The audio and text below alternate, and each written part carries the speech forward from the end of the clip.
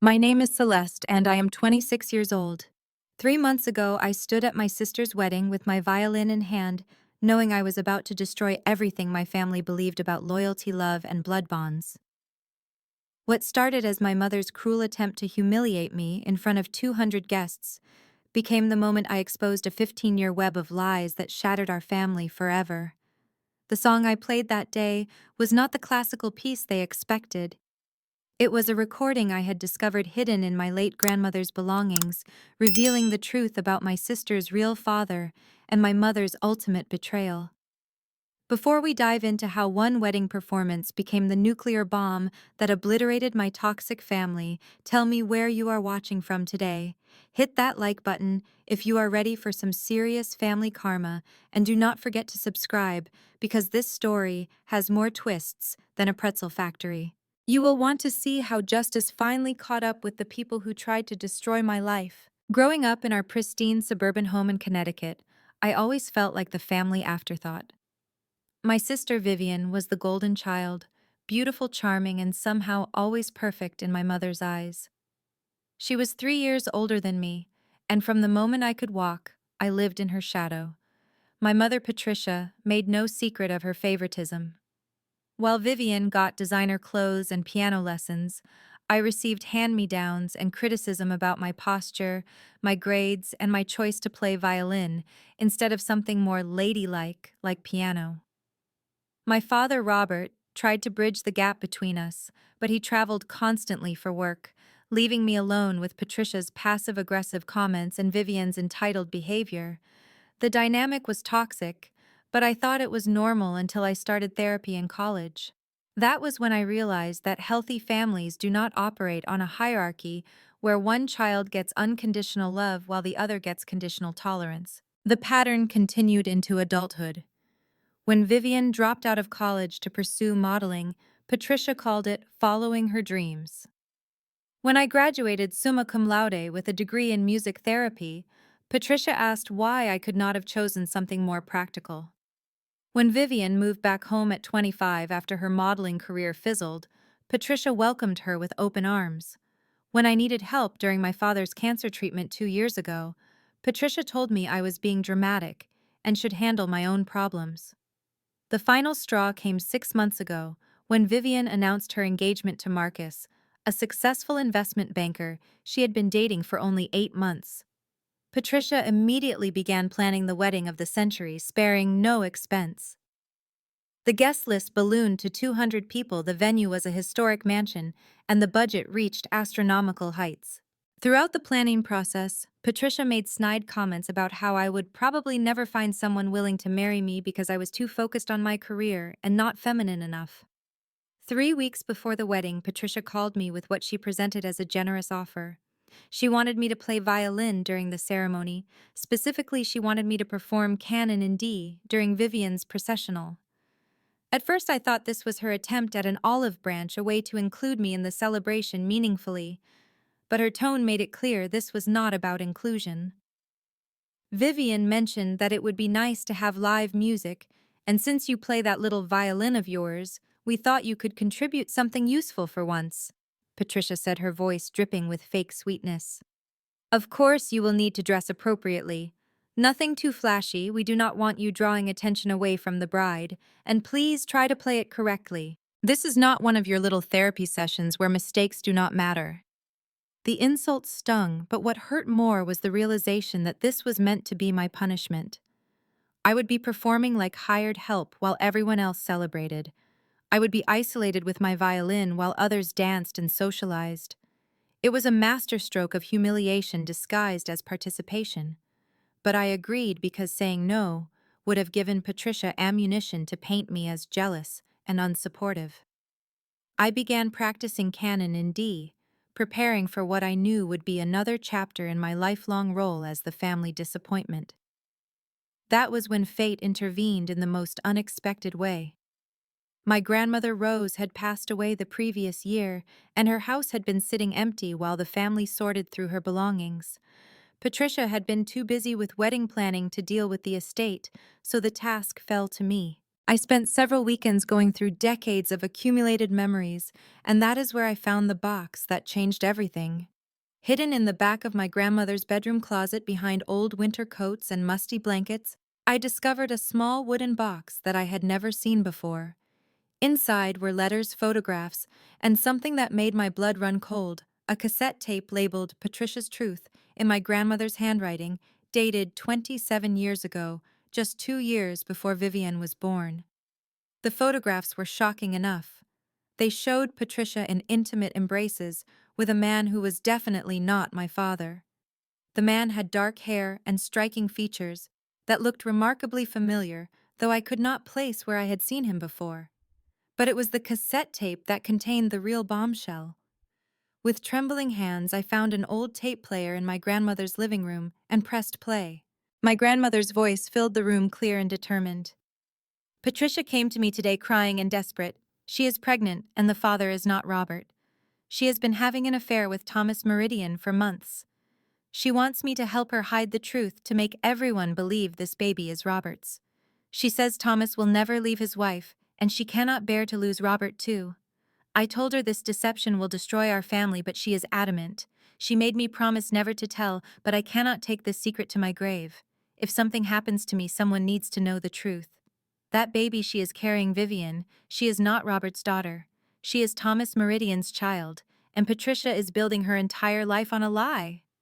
The tape continued for another 10 minutes, with my grandmother detailing Patricia's elaborate plan to convince my father that Vivian was his premature baby, even though the timeline did not add up. She described how Patricia manipulated the situation, how she lied to doctors, and how she swore Rose to secrecy with threats and emotional manipulation.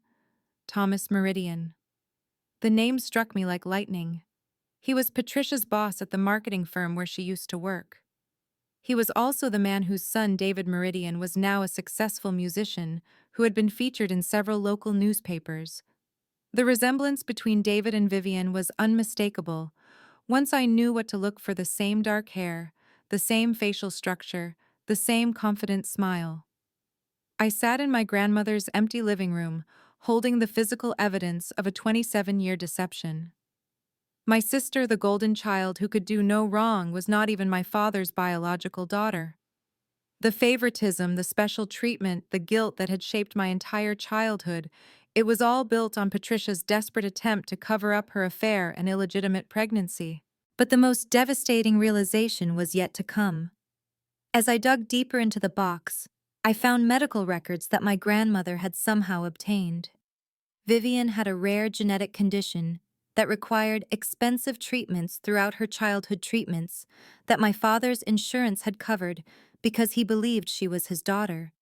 The condition was hereditary and came from Thomas Meridian's side of the family. Patricia had known all along that the medical bills, the specialists, and the constant worry about Vivian's health were based on a lie. My father had sacrificed so much for Vivian, working extra hours to pay for her treatment, staying up nights when she was sick, loving her unconditionally as his firstborn daughter. And Patricia had let him, knowing full well that he was pouring his heart and resources into another man's child.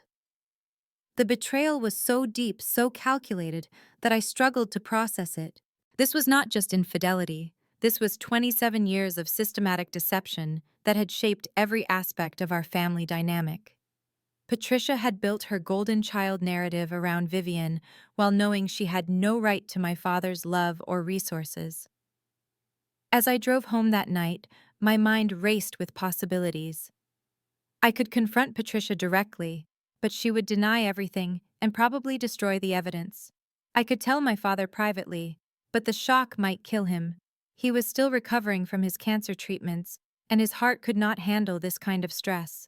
I could tell Vivian, but she would never believe me and would immediately run to Patricia. Or I could wait for the perfect moment to expose the truth in a way that would make denial impossible.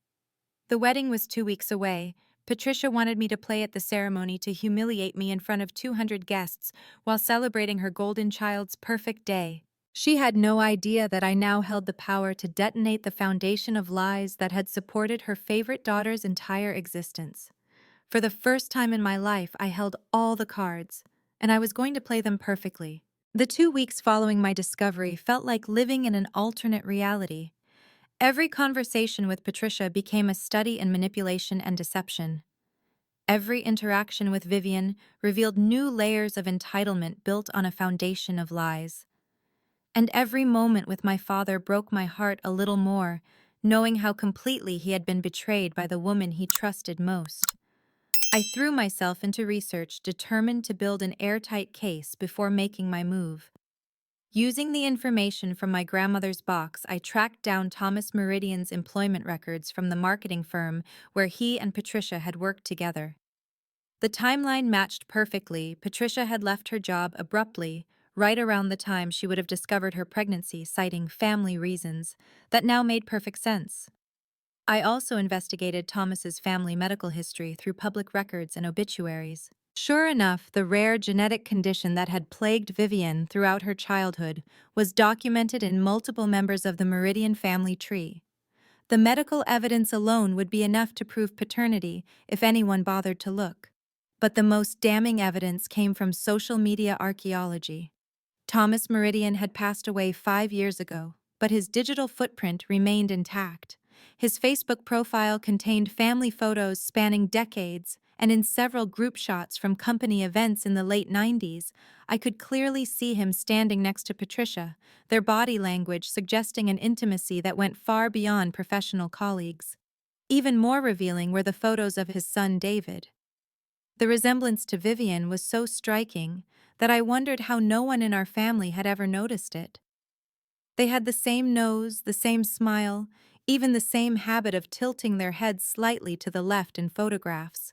It was like looking at male and female versions of the same person. Armed with this evidence, I began planning my revelation strategy. The wedding was the perfect opportunity for multiple reasons.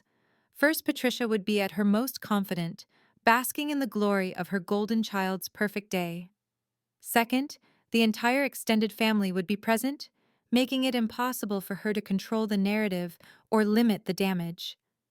Third, the formal setting meant there would be witnesses, photographers, and video recordings that would preserve the moment for posterity. But I needed to be strategic about timing and delivery. Simply standing up during the reception and making accusations would come across as jealous and unhinged. I needed something more elegant, more devastating, and more permanent. That was when I remembered Patricia's request for me to play canon in D during the processional. Music had always been my refuge from family drama, but now it would become my weapon of truth. Instead of playing the traditional piece they expected, I would perform something that would tell the real story of our family, something that would make the truth impossible to ignore. I spent hours researching songs with lyrics that would expose Patricia's deception without being so obvious that she would catch on during my practice sessions. Finally, I found the perfect piece, Secrets and Lies by contemporary composer Maria Santos. It was a haunting violin composition with optional recorded vocals that told the story of a woman whose life was built on deception. The melody was beautiful enough to pass for wedding music during casual listening, but the lyrics, which I planned to include via a hidden speaker system, would reveal everything. The beauty of this plan was its simplicity. Patricia had specifically requested that I play during Vivian's processional, meaning every guest would be silent and focused on the music as the bride walked down the aisle. They would hear every word of the song that exposed the truth about Vivian's parentage and Patricia's decades-long deception. By the time anyone realized what was happening, the damage would be irreversible. But I needed backup evidence to support the musical revelation.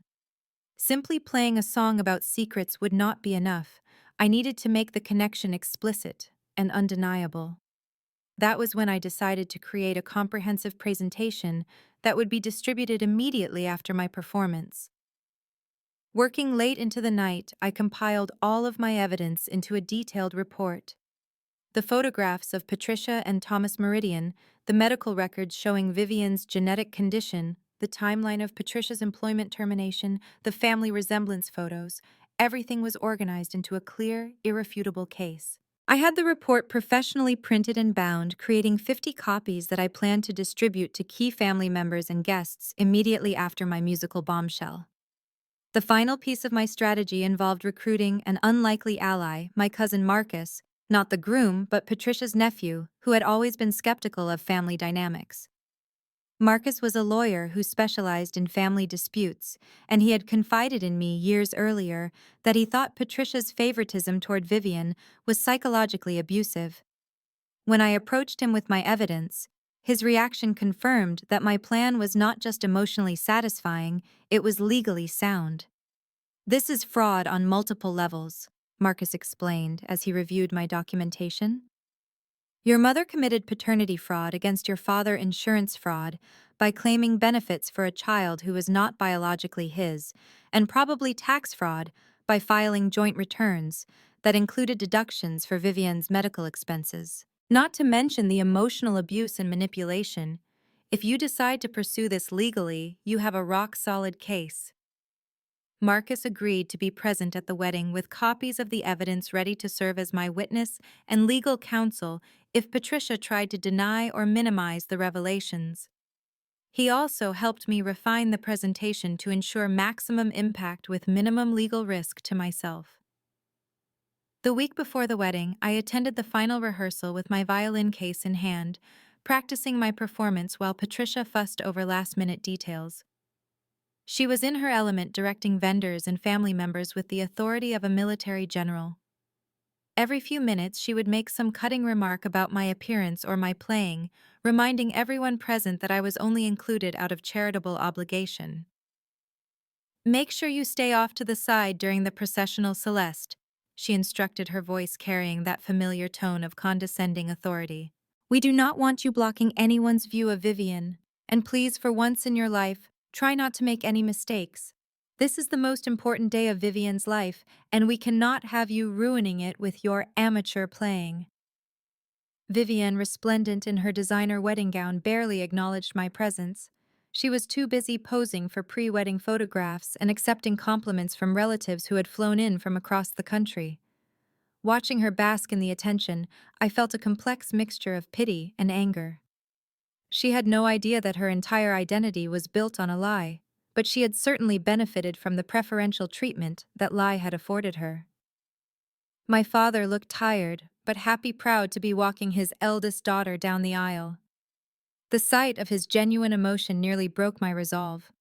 This revelation would devastate him, but living with Patricia's deception was destroying him slowly anyway. He deserved to know the truth about how his love and resources had been exploited. That night, I made my final preparations. I loaded the backing track for Secrets and Lies onto a portable speaker that could be controlled from my phone. I organized the evidence packets in my car ready for distribution. I practiced my performance one last time, ensuring that every note would be perfect when the moment came. As I lay in bed the night before the wedding, I felt a strange sense of calm. For 26 years, I had lived as the scapegoat in a family dynamic that was fundamentally dishonest. Tomorrow, that would end. Patricia's golden child narrative would crumble, her decades of manipulation would be exposed, and the truth would finally set our family free. I had no illusions about the aftermath. This revelation would destroy relationships, create legal complications, and probably result in my permanent estrangement from Patricia and Vivian. But it would also free my father from 27 years of deception and give me the satisfaction of watching karma finally catch up with the people who had made my life miserable. Tomorrow, Patricia wanted me to play at my sister's wedding to humiliate me. Instead, I was going to play the song that would humiliate her. The stage was set. The evidence was compiled. The music was ready. All that remained was the performance of my lifetime. The morning of the wedding dawned with the kind of crisp autumn beauty that makes photographers weep with joy. The historic Whitmore mansion was decorated with thousands of white roses and gold accents, creating a fairy tale setting that would have been perfect if it were not built on a foundation of lies. As I arrived with my violin case and secret evidence, I watched the final preparations unfold with the detached fascination of someone about to watch a carefully constructed illusion collapse. Patricia was in full command mode, wearing a champagne-colored mother-of-the-bride dress that probably cost more than my monthly rent. She barked orders at vendors, fussed over flower arrangements, and made last-minute adjustments to seating charts with the precision of a general planning a military campaign. Every few minutes, she would pause to accept compliments from arriving guests about what a beautiful wedding she had planned for her perfect daughter. The irony was almost unbearable. Here she was basking in praise for celebrating a daughter who was not even biologically related to our family, while treating me like hired help for agreeing to provide music for the ceremony. But I maintained my composure, knowing that in a few hours, her moment of triumph would become her ultimate humiliation. My father looked distinguished in his classic black tuxedo, though I could see the strain around his eyes from months of wedding stress and financial pressure. He had been working overtime to help pay for this extravagant celebration, never knowing that he was funding a party for another man's daughter. The sight of his genuine pride and excitement made my chest tighten with a mixture of love and rage. As guests began arriving, I recognized faces from throughout my childhood relatives who had witnessed years of Patricia's favoritism toward Vivian family friends, who had watched me struggle for scraps of attention, while my sister received unconditional adoration. Many of them had probably wondered about the obvious disparity in treatment, but none had ever questioned the fundamental family dynamic that enabled it. The guest list read like a who's who of our extended social circle. Patricia's sister Helen had flown in from California with her husband and twin daughters. My father's brother David was there with his wife and 3 children. Dozens of family friends, work colleagues, and social acquaintances filled the elegant reception hall, all dressed in their finest attire for what they believed would be a celebration of love and family unity. What they were actually about to witness was the spectacular implosion of 27 years of carefully maintained deception. My cousin Marcus arrived early as we had planned. He looked the part of a successful lawyer in his tailored navy suit, but I could see the tension in his shoulders as he surveyed the scene. He had spent the previous week reviewing my evidence with the thoroughness of someone preparing for trial, and his conclusion had been unambiguous.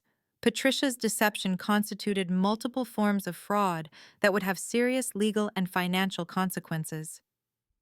"Are you absolutely certain you want to go through with this?" he asked quietly, as we stood near the garden entrance watching guests filter into the ceremony space. "Once you reveal this information, there is no going back. Your family will never be the same." I looked across the lawn at Patricia, who was posing for photographs with Vivian and a group of relatives.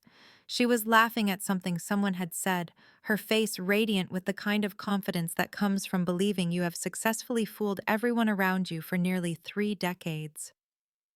"Look at her, Marcus," I replied, my voice steady despite the adrenaline coursing through my veins. "She is celebrating the wedding of a daughter she has no right to claim, funded by a man she has been deceiving for 27 years.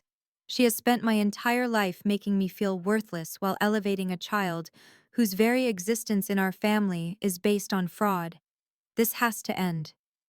Marcus nodded grimly and patted the briefcase containing copies of our evidence. "I will be ready when you need me. Just give me the signal after your performance, and I will start distributing the documentation to key family members. Once this information is out there, Patricia will not be able to deny or minimize it." As the ceremony time approached, I made my way to the designated performance area, a small platform near the altar where Patricia had positioned me to be as inconspicuous as possible. The location was actually perfect for my purposes, giving me a clear view of all the guests, while ensuring that everyone would be able to hear my musical revelation clearly. I set up my equipment with practiced efficiency, testing the connection between my phone and the portable speaker that would provide the vocal accompaniment to my violin performance. To anyone watching it, looked like standard preparation for a classical music performance. No one suspected that I was actually setting up the mechanism for the most devastating family revelation in our history. Vivian looked stunning in her designer wedding gown, a creation of silk and lace that had cost more than some people make in a year. As she posed for pre-ceremony photographs with Patricia, I could see the genuine happiness on her face. For a moment, I almost felt guilty about what I was about to do. Vivian might be entitled and spoiled, but she was also innocent of Patricia's original deception. She had no idea that her entire identity was built on a lie. But then I remembered all the years of being treated as second best, all the times Patricia had used me as a scapegoat to make Vivian look better by comparison, all the resources and attention that had been diverted from me to support a child who was not even my father's biological daughter. My sympathy evaporated, replaced by cold determination. The groom, Marcus Reynolds, arrived with his groomsmen looking nervous but happy as he prepared to marry the woman he believed was his perfect bride.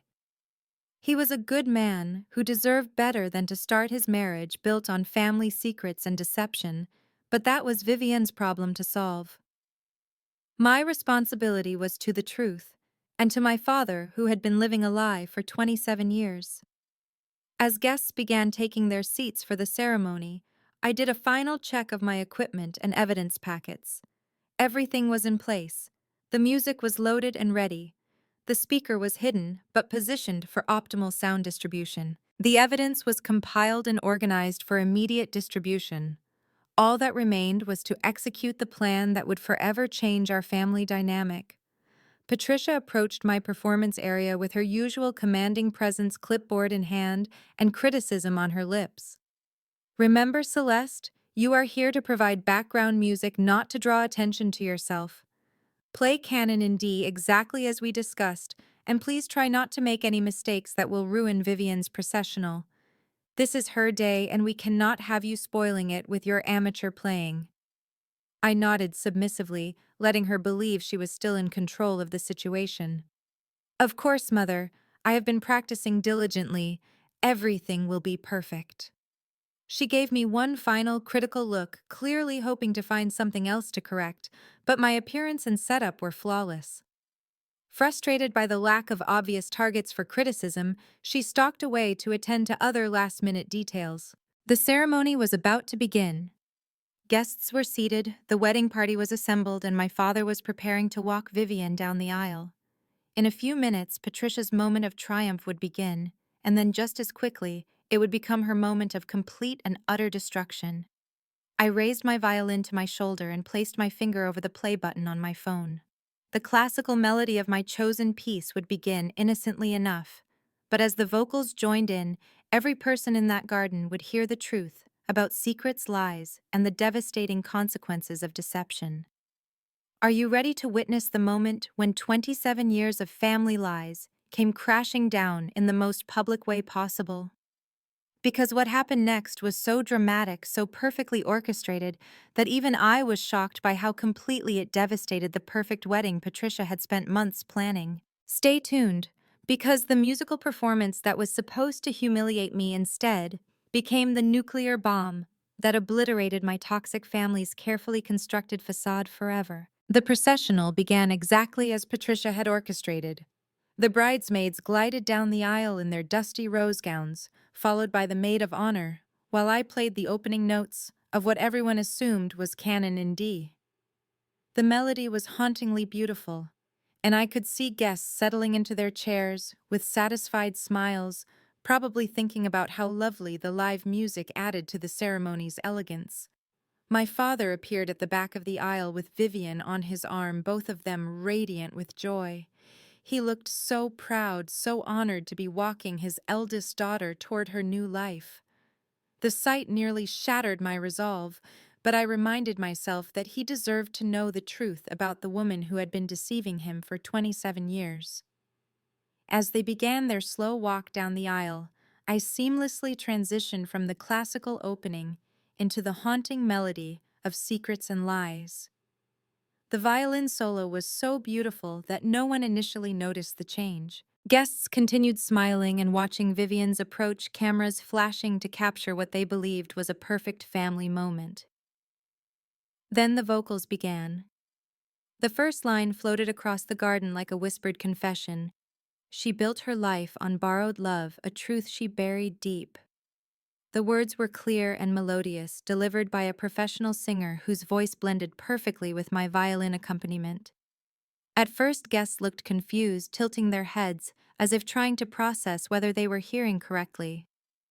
Patricia, standing at the front of the ceremony space, went completely rigid. Her face transformed from maternal pride to dawning horror as she realized that the music was not what she had requested. She took a step toward me, but the processional was already in motion, and interrupting would create an even bigger scene. The song continued, each line more devastating than the last. The daughter that she treasures most belongs to someone else. The father's love was stolen through a web of lies she tells. By now, the confusion in the garden had turned to shocked attention. Guests were looking back and forth between me, Patricia, and the bride, trying to understand what they were hearing. My father and Vivian were halfway down the aisle when the chorus hit with devastating clarity. Secrets and lies, they multiply until the truth breaks free. The golden child, the favored one, was never meant to be. Vivian stumbled slightly, her face pale with confusion and growing alarm. My father's expression shifted from joy to bewilderment as the words registered. Patricia finally found her voice. "Stop this immediately," she hissed, but her words were drowned out by the music and the growing murmur of shocked guests. She started moving toward me, but Marcus intercepted her path, his lawyer instincts recognizing the importance of letting the revelation play out completely. The final verse delivered the knockout blow. 27 years of lies, a love that was not earned, the sister who was cast aside while false affection burned. But truth will have its reckoning, and justice will be served. The secrets of a mother's heart are more than she deserved. As the music concluded, the garden fell into stunned silence. 200 guests sat frozen, processing what they had just heard. Vivian stood motionless in the middle of the aisle, her bouquet trembling in her hands. My father looked like he had been struck by lightning, his face cycling through confusion, disbelief, and dawning comprehension. Patricia recovered first, her survival instincts kicking in. "This is absolutely ridiculous," she announced, her voice carrying across the silent garden. "Celeste has always been jealous of her sister, and now she is trying to ruin Vivian's wedding with these ridiculous accusations. Everyone, please ignore this pathetic display and—" "Mother, stop talking." The voice was my father's, quiet, but carrying absolute authority. He had released Vivian's arm and was walking toward me with measured steps. "Celeste, what is the meaning of this song? What are you trying to tell us?" I set down my violin and reached for the evidence packet I had prepared. "Dad, I found something in Grandma Rose's belongings, something she wanted our family to know, but was afraid to reveal while she was alive." My voice was steady, professional, like I was presenting a case study rather than destroying my family. "Vivian is not your biological daughter. She is the product of Mom's affair with Thomas Meridian, her former boss." The garden erupted. Guests gasped, family members began talking over each other, and somewhere in the chaos, I heard Vivian begin to cry. But I continued, raising my voice to be heard over the commotion. "I have photographs, medical records, and a recording of Grandma Rose explaining everything. Mom lied about the pregnancy timeline, manipulated the birth records, and has been committing fraud for 27 years. Vivian's genetic condition, the one that cost our family thousands of dollars in medical bills, it comes from the Meridian family line. Dad, you have been paying for another man's child while being told you were not doing enough for your own family." Marcus stepped forward with his briefcase, removing the evidence packets we had prepared. "I am Marcus Chen, Patricia's nephew, and a family law attorney. I have reviewed all of Celeste's evidence, and it is legally sound. These packets contain photographic proof, medical documentation, and timeline analysis that supports every claim she has made." Patricia's composure finally cracked completely. "This is insane. You are all insane. Vivian is Robert's daughter. I do not care what lies that bitter old woman left behind. She never liked me anyway. This is just Celeste being jealous and vindictive because she could never measure up to her sister." But even as she spoke, I could see doubt creeping into the faces around her. Family members were accepting evidence packets from Marcus, and those who had already begun reading were sharing shocked looks. The resemblance photographs were particularly damning, side-by-side images of Vivian and David Meridian that made their shared parentage undeniable. My father took an evidence packet with shaking hands. As he flipped through the photographs and documentation, his face went through a transformation that broke my heart. 27 years of trust, love, and sacrifice crumbled in real time. When he reached the medical records showing Vivian's genetic condition traced to the Meridian family line, he actually staggered. "The cancer treatments," he whispered, his voice barely audible. "I worked double shifts to pay for her specialists. I refinanced the house. I..." He looked up at Patricia with an expression of such profound betrayal that even I felt sorry for her. "How could you do this to me? How could you let me believe?" Vivian, meanwhile, had sunk onto a garden bench, her wedding gown pooling around her like melted snow. "This cannot be true," she kept repeating. "This cannot be true. Daddy, tell them it is not true." But my father could not tell her that anymore. The evidence was too comprehensive, too carefully documented, too obviously authentic. As more guests read through the packets, a collective understanding settled over the garden. This was not a jealous sister's delusion, this was a 27-year deception finally being exposed. The groom, Marcus Reynolds, approached Vivian with his own copy of the evidence. His face was pale but determined as he knelt beside her bench. "Viv, we need to talk. This changes everything. Not because of who your father is, I do not care about that, but because your mother has been lying to our entire family for decades. How can we start a marriage when your whole family foundation is built on deception?" That was when Patricia completely lost control. "Fine!" she screamed, her voice echoing off the mansion walls. "Fine. Yes, Thomas is Vivian's father. But so what? Robert was traveling constantly. We were growing apart. And Thomas made me feel appreciated. I made a mistake, but I protected this family. I gave Robert a daughter to love. I gave Vivian a stable home. And I kept our family together." The admission sent another shockwave through the assembled guests. Even those who had been skeptical of my evidence could not deny Patricia's own confession. She had just validated everything I had revealed, confirming that my father had been living a lie for 27 years. "Protected our family." My father's voice was gaining strength, fueled by righteous anger. "You destroyed our family. You let me pour my heart, my money, my life into loving a child who was not mine, while treating my actual daughter like garbage. You made Celeste feel worthless her entire life while I showered attention on..." He gestured helplessly at Vivian. "You stole 27 years from me, Patricia. 27 years of truth." The wedding was officially over. Guests were gathering their belongings, whispering among themselves as they processed the bombshell they had just witnessed. Some looked at me with newfound respect, recognizing the courage it had taken to expose such devastating family secrets. Others seemed shell-shocked by the dramatic turn of events. Patricia made one last desperate attempt to regain control. "Everyone needs to leave now. This is a private family matter and we will resolve it privately. The reception is cancelled." But it was too late for damage control. The truth was out, documented and witnessed by 200 people. Patricia's carefully constructed narrative had collapsed in the most public way possible, and there was no putting that genie back in the bottle. As I packed up my violin, I felt a strange mixture of exhaustion and exhilaration. The performance of my lifetime was complete, and it had exceeded even my own expectations for drama and impact. Patricia's golden child mythology was destroyed. My father finally knew the truth about his marriage, and justice had been served in the most spectacular way possible. The wedding that was supposed to humiliate me had instead become Patricia's ultimate humiliation. And we were just getting started.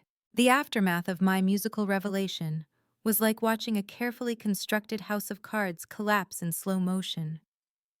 Within minutes of Patricia's confession, the elegant wedding reception space transformed into a battlefield of family drama, legal implications, and emotional devastation that would have lasting consequences for everyone involved.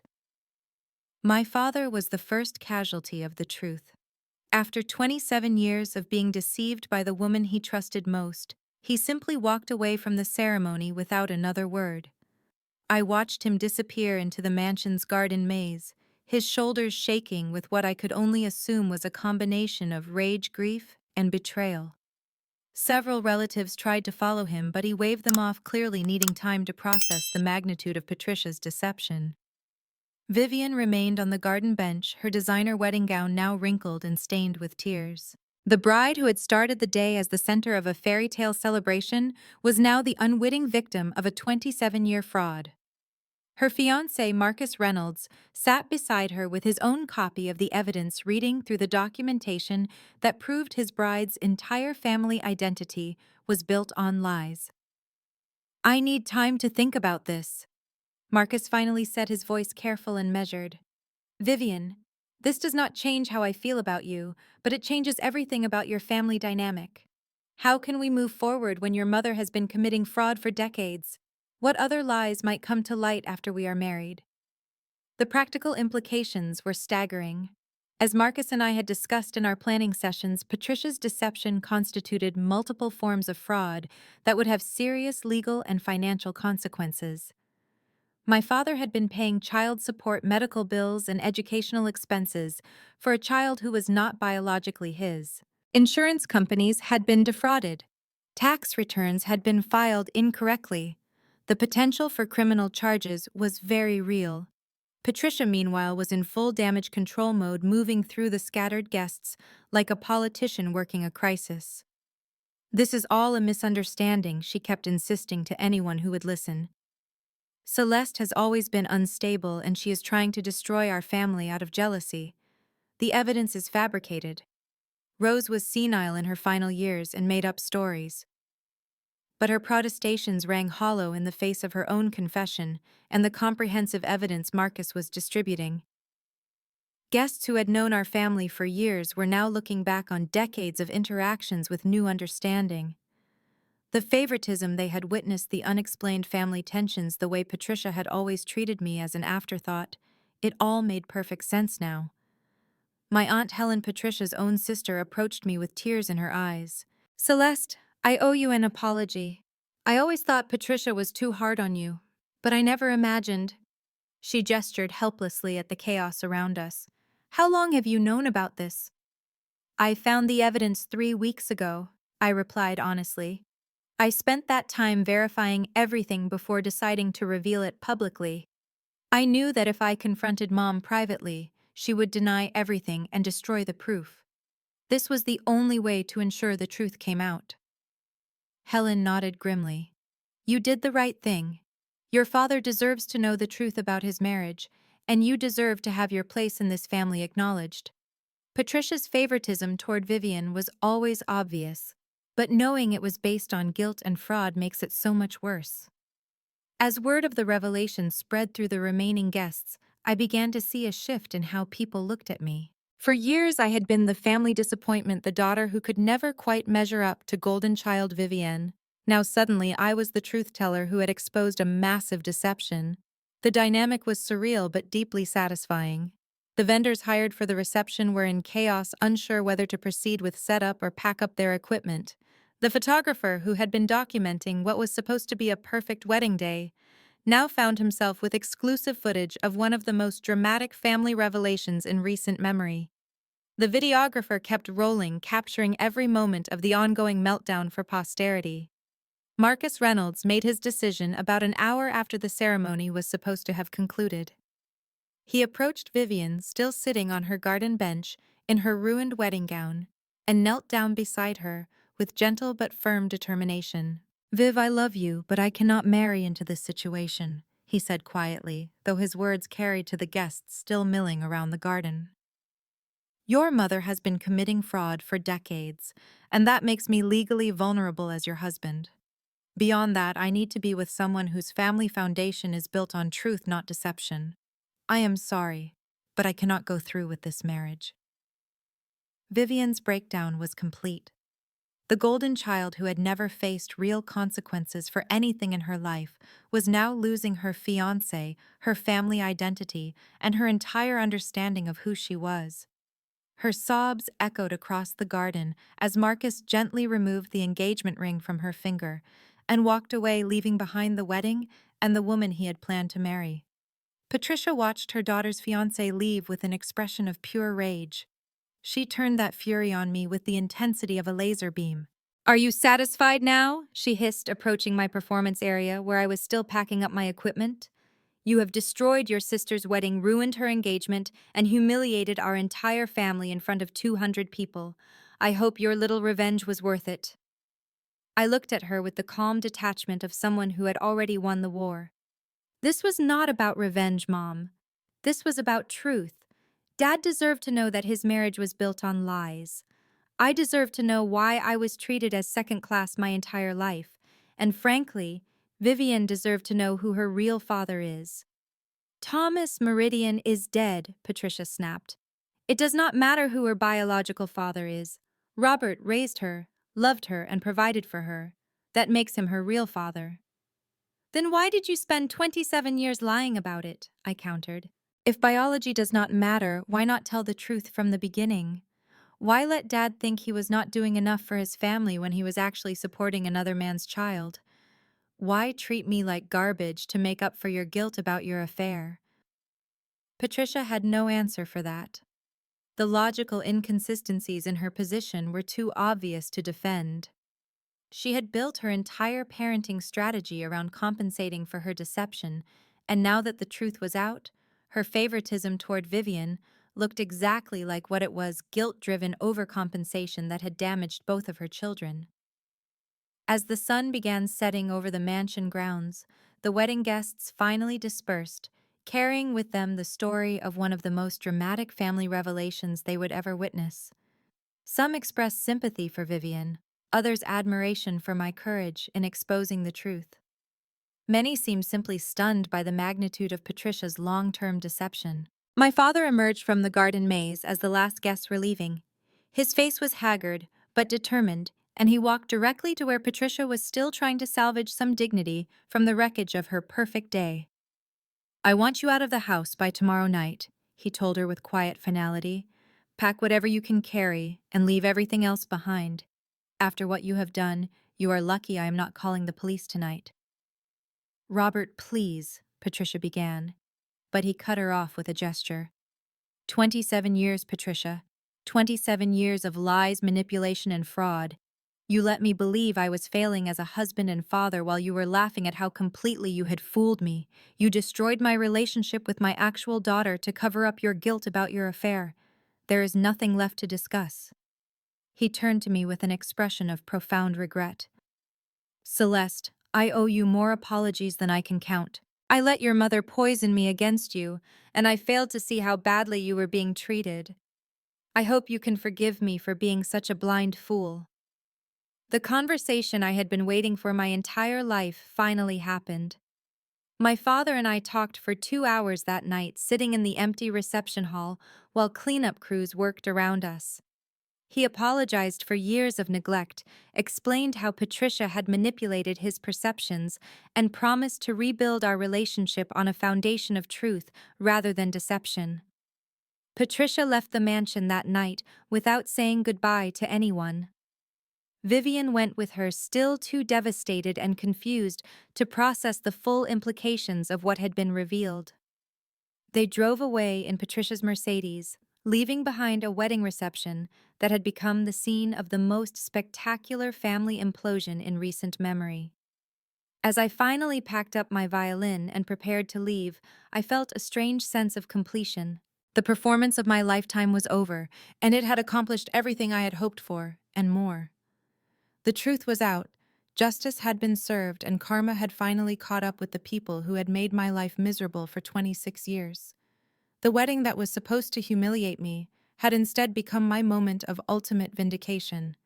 And the best part was, this was just the beginning of the consequences Patricia would face for her decades of deception. 6 months after the wedding that changed everything, I am sitting in my new apartment, the first place I have ever lived, that feels truly like home, writing this story and reflecting on how completely my life has transformed. The aftermath of my musical revelation continued to unfold in ways that exceeded even my most optimistic expectations for justice and vindication. The legal consequences for Patricia were swift and severe. Within 2 weeks of the wedding disaster, my father filed for divorce and retained Marcus as his attorney to pursue fraud charges. The investigation revealed that Patricia's deception had cost our family over $200,000 in medical expenses, educational costs, and insurance premiums for a child who was not biologically related to my father. The insurance company launched their own investigation and determined that Patricia had committed systematic fraud by claiming benefits for Vivian under my father's policy. They demanded full restitution of 27 years of medical claims, plus penalties and interest. The amount was staggering, nearly $500,000 that Patricia could never hope to repay.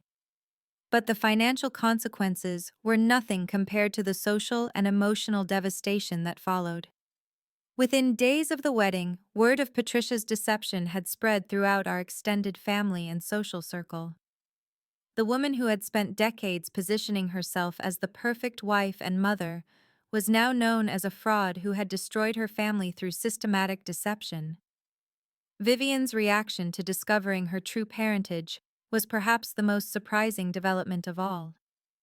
After the initial shock and devastation wore off, she began reaching out to me with a humility I had never seen from her before. She started therapy to process the revelation that her entire family identity was built on lies, and through that process she began to understand how Patricia's guilt-driven favoritism had damaged both of us. "I never realized how badly Mom treated you," she told me during one of our first honest conversations. "I thought I was just naturally better at everything, that I deserved the attention and resources. I had no idea that I was getting special treatment because Mom was overcompensating for her guilt. I am so sorry for all the years I participated in making you feel worthless." The apology felt genuine, and slowly, carefully, Vivian and I began building a real relationship for the first time in our lives. We were both victims of Patricia's deception, just in different ways. Vivian had been robbed of her true identity and turned into a weapon of manipulation, while I had been scapegoated and neglected to maintain the illusion of Patricia's perfect family. My relationship with my father underwent an even more dramatic transformation. Once the truth about Patricia's manipulation was exposed, he threw himself into rebuilding our connection with an intensity that sometimes overwhelmed me. We started having weekly dinners, long conversations about everything we had missed during my childhood, and shared activities that helped us create new positive memories together. "I feel like I lost 26 years with my daughter because I was blinded by your mother's lies," he told me one evening as we walked through the park near his house. "I cannot get those years back, but I can make sure we never let anyone manipulate our relationship again. You are my daughter, my blood, my legacy. Patricia stole that from both of us, but she cannot steal our future." The financial settlement from the divorce was substantial. My father kept the house, the retirement accounts, and most of the assets that Patricia had accumulated through her decades of deception. Patricia was left with almost nothing, facing bankruptcy from the insurance fraud restitution, and unable to find employment once word of her reputation spread through our professional community. The poetic justice was almost too perfect. The woman who had spent years making me feel worthless for pursuing music therapy instead of a practical career was now unemployable because of her own choices. Meanwhile, my therapy practice was thriving, and I had gained several new clients who specifically sought me out after hearing about my courage in exposing family fraud and manipulation. Vivian's engagement to Marcus Reynolds never recovered, but she eventually found love with someone who accepted her complicated family history. Her wedding to David Chen, no relation to my cousin Marcus, was a small, intimate ceremony that focused on authentic love rather than impressive displays.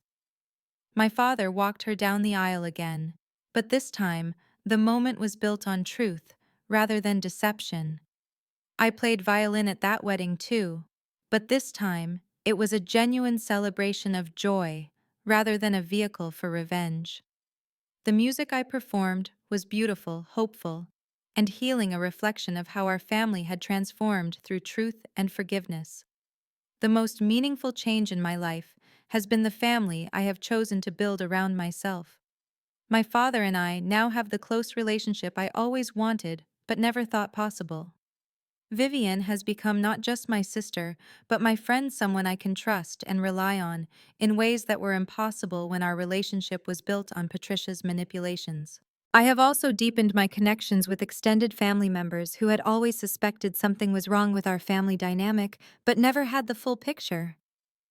My Aunt Helen has become a surrogate mother figure, and my cousin Marcus has become both a legal advisor and a trusted friend.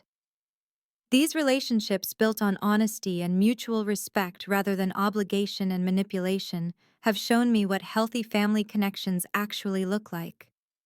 Patricia made several attempts to re-establish contact over the months following the wedding disaster, but her efforts were transparently self-serving. She wanted forgiveness without accountability, reconciliation without restitution. When we finally had our last conversation 6 months after the wedding, her attitude remained fundamentally unchanged. "I did what I thought was best for our family," she insisted, still defending her decades of deception. "I made mistakes, but I was trying to hold us together. You destroyed everything by being vindictive and selfish." That conversation confirmed what I already knew: Patricia had learned nothing from the consequences of her actions. She remained convinced that she was the victim of my vindictive truth-telling rather than the architect of her own destruction. There was no point in maintaining a relationship with someone who refused to acknowledge the harm they had caused.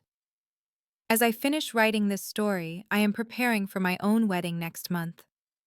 My fiancé James is a fellow therapist who understands family trauma and supports my journey toward healing and growth. Our relationship is built on honesty, mutual respect, and the kind of authentic love that Patricia's deception had made me doubt was possible. My father will walk me down the aisle, and Vivian will be my maid of honor. The wedding will be small, but meaningful, focused on celebrating love that is genuine rather than impressive displays of wealth and status. Most importantly, it will be built on truth rather than lies. The violin that once served as my weapon of revelation will play music of joy and hope at my own wedding. The instrument that exposed 27 years of family deception will now celebrate the beginning of a new life built on honesty and authentic relationships. Looking back on that day 6 months ago, when I stood in a garden full of wedding guests and played the song that destroyed my family's facade, I feel nothing but gratitude for the courage to speak truth to power. The performance that was supposed to humiliate me instead became my liberation, and the wedding that was meant to celebrate Patricia's golden child instead became the beginning of justice for everyone she had wronged. Sometimes the most loving thing you can do for your family is to refuse to participate in their dysfunction. Sometimes the most healing thing you can do for yourself is to insist on truth, even when that truth destroys everything you thought you knew about your life. And sometimes the most powerful thing you can do is use your talents, whether that is music writing or simply speaking up, to expose the lies that are keeping everyone trapped in toxic patterns. The song I played that day was not just about revenge. It was about freedom, truth, and the courage to demand better for yourself and the people you love. It was about refusing to let someone else's deception define your worth or limit your potential for authentic relationships. Patricia wanted me to play at my sister's wedding, to humiliate me, to remind everyone present that I would always be the lesser daughter, the afterthought, the family disappointment. Instead, my performance became the moment when I finally claimed my rightful place as my father's daughter and demanded the truth that set our entire family free. That is the power of speaking up, standing up, and refusing to accept treatment that diminishes your worth. Sometimes justice looks like legal consequences and financial restitution. Sometimes it looks like broken relationships and changed family dynamics. And sometimes it looks like the courage to play a different song than the one people expect to hear. Have you ever had to choose between keeping family peace and demanding family truth? Have you ever discovered that a family dynamic you thought was normal was actually built on lies and manipulation? How do you handle family members who refuse to acknowledge the harm they have caused? Share your thoughts in the comments below, and do not forget to hit that like button if this story resonated with your own experiences with family drama and justice. Thank you for listening to my story about how one wedding performance became the beginning of healing for our entire family. I hope it inspires you to demand truth and authentic relationships in your own life, even when those demands require difficult conversations and painful revelations. Remember that you deserve love and respect based on who you are, not manipulation based on someone else's agenda. Life is too short to live other people's lies, and sometimes the most loving thing you can do is refuse to participate in dysfunction that hurts everyone involved. Subscribe for more stories about standing up to family manipulation, demanding authentic relationships, and finding the courage to speak truth even when it changes everything. Until next time, remember that your voice matters, your truth has power, and your worth is not determined by people who refuse to see your value.